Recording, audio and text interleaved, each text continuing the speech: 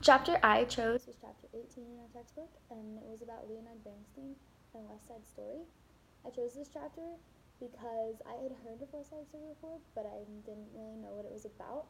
But I knew that it was something modern, so I was interested to see how that fit in after we'd been studying more traditional pieces like Bach and Mozart. And I really actually liked the chapter a lot. I thought it was very interesting, and I learned a lot about what went into the musical aspects of the show as well as its cultural relevance. It was very interesting to see how it impacted the 1950s and the way that the world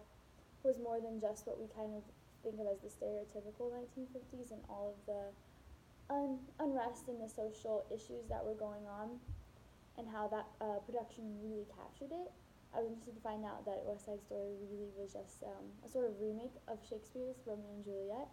and how everyone is very familiar with that story and how many remakes there have been now. I think this chapter is a good one to study because it has a lot of relatability. I think that definitely is important to look at Bach and Mozart and their respectable pieces because it really starts the foundation of what this course aims to explore. But I also think that chapter 18 and look at West Side Story really provides a relatability for all those concepts we've learned. I like how it talked about Broadway musicals and something that everyone kind of knows what a musical is, but learning what actually goes into it and how it fundamentally is created and how it started really like the operas.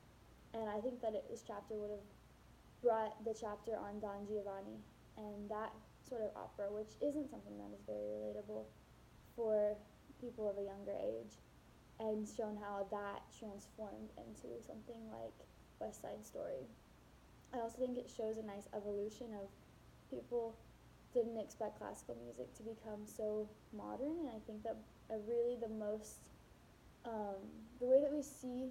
music the classical music in society today is through Broadway theater, and it has elements of it in different areas, and I thought it was interesting to kind of learn about how West Side Story had those classical elements, but it also played with things like Latin rhythms and jazz and even rock and roll, which at the time was such a taboo sort of thing, and so many people had a lot of fear about it. But that it really captured some social issues that people were avoiding. And it talked about street gangs and that sort of thing, which I think isn't something you really learn about, and that West Side Story really gives you the opportunity to kind of learn about what it was like in those sort of ways, and how, and like through the music, how that can impact it. And then I also think it was interesting to learn kind of about the musical features and some of the other pieces. There were so many like complex parts going on that it was hard to like pinpoint one thing. Where in West Side Story it was a lot more complex, but because it mimicked more stuff on the radio, it was kind of easier to pick out those musical elements, like tritone, which I thought was really interesting to hear, and how Bernstein used it, and it was kind of like against the grain, but it really enhanced his characters and everything, and how I could hear the dissonance in the songs because it was a more relatable sort of harmony and sound because it did mimic more like something you'd hear on the radio. And I think it'll be a good last chapter to kind of finish up studying about music and how it's evolved from the classical traditional music to today. Obviously, the 1950s is still almost 70 years ago, so it is out of date. But I think that this chapter and West Side Story gives the opportunity to explore how classical music got from where it started to then, but then also where